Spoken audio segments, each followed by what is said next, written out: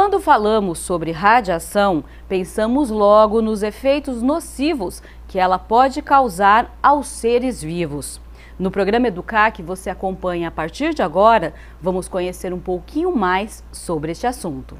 Constantemente estamos expostos a fontes de radiação, como, por exemplo, quando nos submetemos a radiografias e exames médicos que envolvem radioisótopos. O próprio corpo humano é fonte de radiação, em razão dos radioisótopos naturais do organismo, como o carbono 14. Portanto, o efeito biológico que essas radiações podem trazer ao organismo dos seres vivos depende de uma série de fatores. Entre tais, temos 4 principais: o tipo de radiação, o tipo de tecido vivo atingido, o tempo de exposição e a intensidade da fonte radioativa. Consideremos cada um destes fatores. Primeiro, o tipo de radiação. As radiações naturais são 3: alfa, beta e gama. Dentre essas, a menos nociva aos seres vivos é a radiação alfa, pois ela tem um baixo poder de penetração, isto é, uma capacidade muito pequena de atravessar os materiais. A própria pele pode reter essas partículas e praticamente não se produz nenhum efeito ao organismo. Entretanto, as radiações beta e gama podem interagir com as células do organismo, em virtude das altas energias que apresentam. Um outro fator a ser considerado é o tipo de tecido vivo atingido. Alguns tecidos são mais sensíveis que outros, como os da medula óssea dos órgãos reprodutores, do tecido linfático, das membranas mucosas intestinais, do cristalino dos olhos e das células responsáveis pelo desenvolvimento em crianças. Quanto mais jovem for o paciente, maior é o risco dele sofrer alterações genéticas ao se submeter a exames, como raio-x. Mulheres grávidas não devem fazer radiografias na bacia ou no abdômen para não prejudicar o bebê. Além disso, a relação entre dosagem da radiação e efeitos biológicos varia com a espécie de ser vivo. Por exemplo, espécies mais simples, como as bactérias, são mais resistentes que os mamíferos.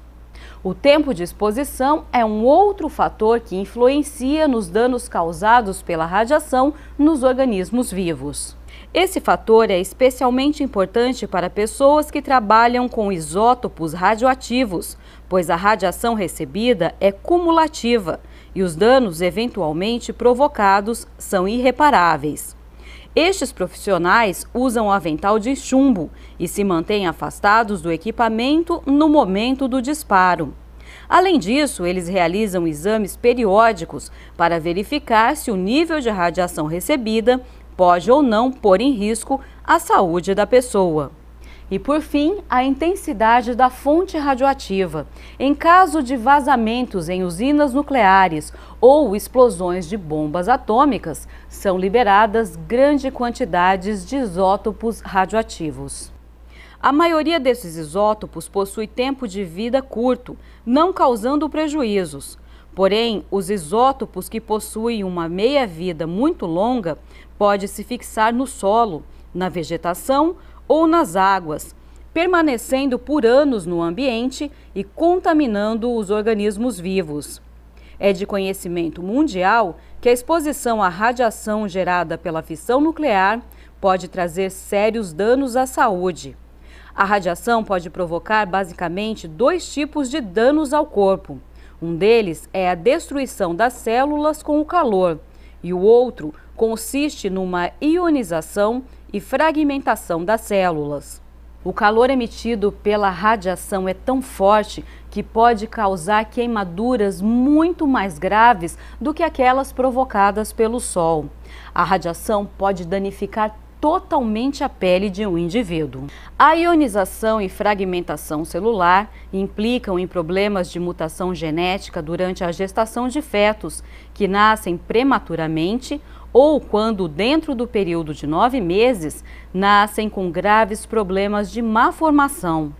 Outro ponto a ser considerado pela intensidade da fonte radioativa é que, se a dosagem de radiação gama for controlada, é possível usá-la no tratamento de câncer, pois será direcionada para destruir apenas os tecidos doentes. Neste programa Educar, você conheceu um pouco sobre os efeitos da radiação.